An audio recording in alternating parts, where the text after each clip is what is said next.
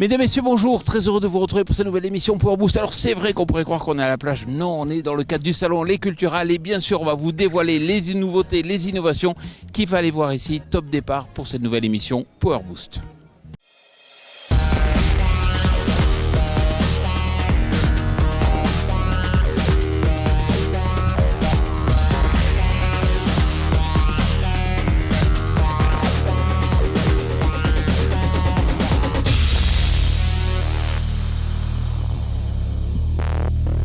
Cette semaine avec Power Boost, on était au Cultural au nord de Reims.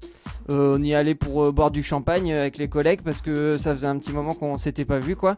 Et puis à un moment, Rémi il dit et les gars, on se ferait pas un petit reportage tant qu'on a les caméras et tout ça. On a tous rigolé. Et là il y a Alexis qui lui dit bah Rémi n'importe quoi, tu veux pas qu'on bosse aussi. Moi j'étais pas là à ce moment-là parce qu'il m'est arrivé un truc, je vais vous raconter en fait. Oui allô ? Ouais Jean-Paul, ça va ? Ouais, ok. Non, mais je racontais juste. Non, mais ouais, carrément.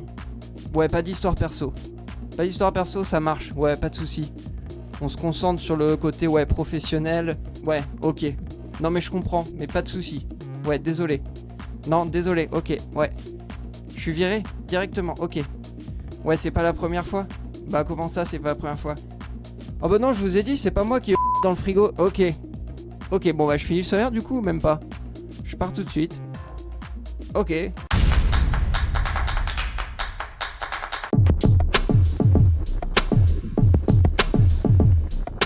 Une des nouveautés sur ce stand, c'était bien sûr le chrono que je vais vous présenter en compagnie de Michel Chitkat. Bonjour Michel. Bonjour Jean-Paul. Alors, le chrono justement, est-ce que vous pouvez nous expliquer un peu de quoi il s'agit ? C'est l'élément de semis de précision Machio Gaspardo à haute vitesse. À haute vitesse, c'est-à-dire qu'on peut monter jusqu'à 15 km/h avec ce semoir. Alors qu'en semis de précision normale, on est plutôt dans les alentours de 6 km/h. La nouveauté sur ce salon, c'est le modèle 512, c'est-à-dire un modèle à écartement variable. Dans la gamme, l'idée c'est on a un élément, c'est un peu comme un mécano, et vous mettez un châssis différent en fonction de vos besoins. Donc ici, le 512, c'est un élément, c'est un châssis porté, avec soit 8 éléments à 75 cm d'écartement pour faire du maïs, ou 12 éléments à 45 cm d'écartement pour faire de la betterave ou d'autres cultures.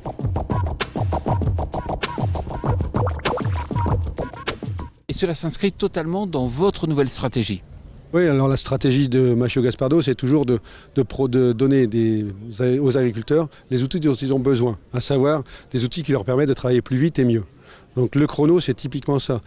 Un agriculteur achète un semoir de précision parce qu'il veut de la précision.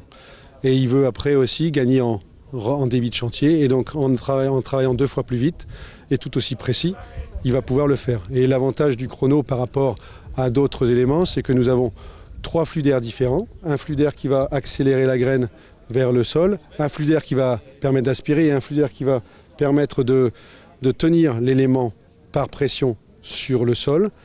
Et on va avoir comme ça, grâce à toutes ces spécificités de la marque, de l'élément chrono chez Machio Gaspardo, on peut travailler sur tout type de graines, que ce soit du colza, de la graine légère comme le colza, ou des graines plus traditionnelles comme le maïs, la betterave, le tournesol et le haricot. Donc vous avez avec l'élément chrono un élément qui vous permet d'aller vite, d'être très précis, donc d'avoir du débit de chantier et une bonne qualité de travail avec tout type de graines. Toute dernière question, ils seront disponibles quand ? Alors la disponibilité du 512, c'est disponible à partir pour la saison prochaine, c'est-à-dire au printemps prochain. On a les premiers éléments qui sont, le premier est livré en Europe et ici, et après les prochains ils sont disponibles pour la prochaine saison au printemps. Merci beaucoup Michel. Merci Jean-Paul.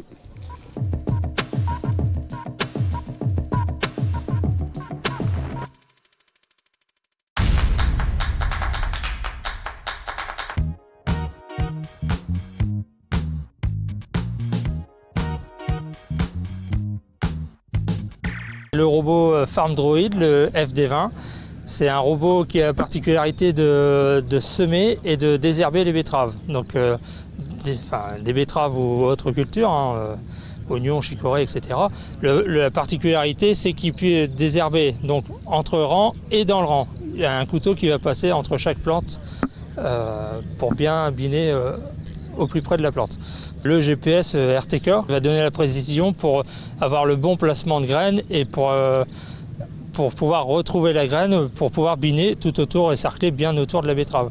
On a 4 panneaux solaires le robot en réalité produit et utilise son énergie et le surplus de sa production part dans les batteries pour pouvoir tourner en 24 heures sur 24. On l'a vraiment depuis début d'année en France.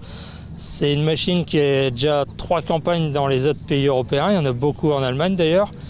Et aujourd'hui, nous, on en a 8 en France qui tournent. On a des très très bons résultats dans plusieurs cultures. Donc betterave, oignon, chicorée, betterave rouge. On va le tester en colza. On a beaucoup de demandes pour faire du maïs, mais ça, c'est encore des graines, des semences à tester pour passer dans notre distribution mécanique.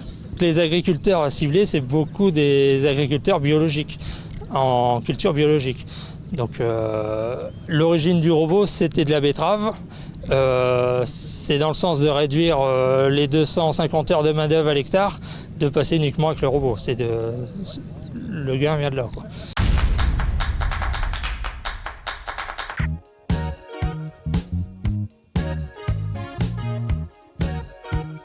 Vous allez voir, je vous ai trouvé un truc un peu fou. Est-ce que vous savez qu'aujourd'hui, on fait des produits de biostimulation des plantes à partir de cactus? Alors Olivier, il faut que vous nous expliquiez.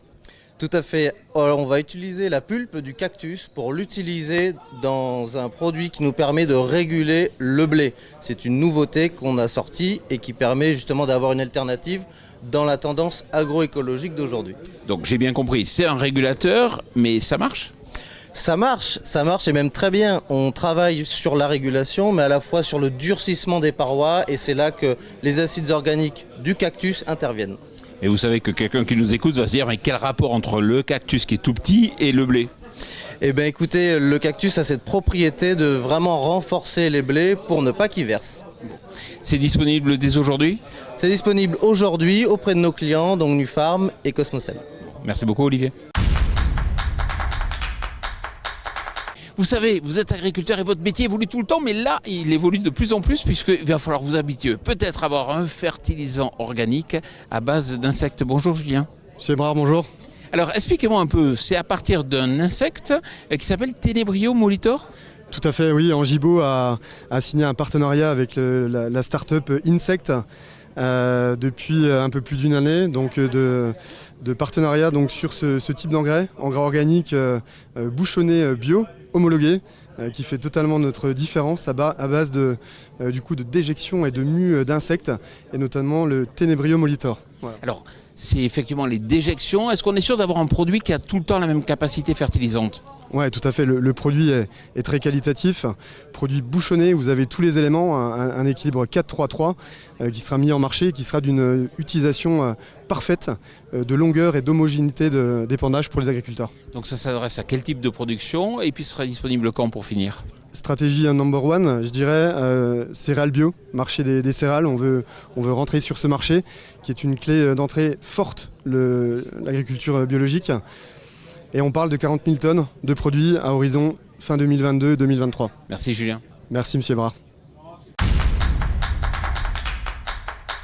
Dans le cadre de ce salon, je vous ai trouvé un matériel, vous savez, on vous parle souvent du système Sasso, et bien là c'est un système amélioré, j'ai envie de dire. Benjamin Cousin, bonjour.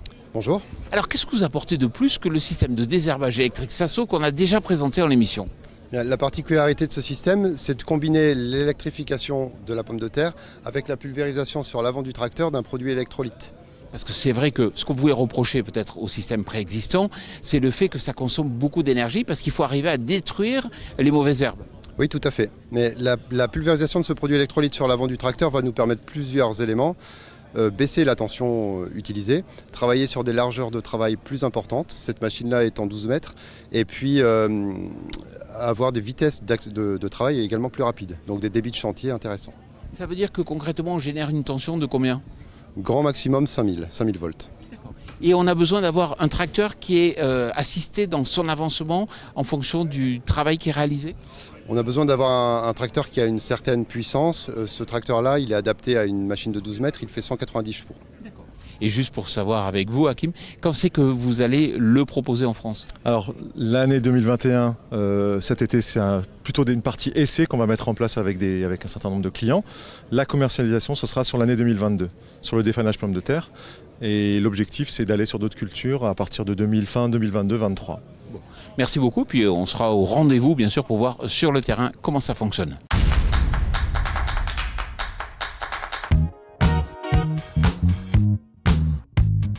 Les nouvelles technologies ont investi grandement le secteur de l'élevage depuis une quinzaine, une vingtaine d'années. On voit bien avec l'essor des robots, les robots de traite et tous les capteurs qui équipent les animaux pour suivre par exemple les détections de chaleur ou les détections de vélage ou la santé plus générale de l'animal.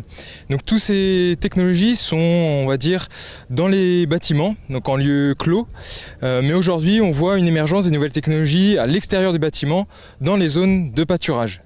Alors justement, parmi ces technologies qui existent, on va dire en pâturage, on a par exemple ce collier connecté NoFence qui vient d'une société norvégienne qui n'est pas encore commercialisée en France, mais qu'on teste au sein des digifermes, notamment la digiferme de Saint-Hilaire en Lorraine. Donc en fait, le principe, c'est un peu comme les tracteurs. En fait, on utilise le système GPS RTK, ou tout du moins le système GPS, non pas pour localiser et guider le tracteur, mais ici pour localiser l'animal. Et ensuite, sur son smartphone, l'agriculteur va être capable de délimiter sur son smartphone une zone, une surface de pâturage, et l'animal géolocalisé, lorsqu'il va s'approcher d'une de ces limites virtuelles, eh bien, il y a un son qui va être émis, un son de plus en plus aigu, pour qu'il comprenne qu'il s'approche d'une limite à ne pas franchir. Cette technologie est testée et évaluée au sein de la digiferme de Saint-Hilaire depuis l'année dernière et cette année.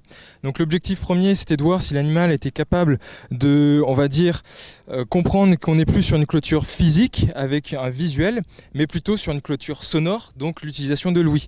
Et on se rend compte qu'au bout d'une semaine, la plupart des animaux ont compris le principe. Donc maintenant, l'objectif ensuite, c'est de répondre à d'autres questions, notamment sur le bien-être animal, de repérer si l'animal est stressé ou non par rapport à ce nouveau type de pâturage.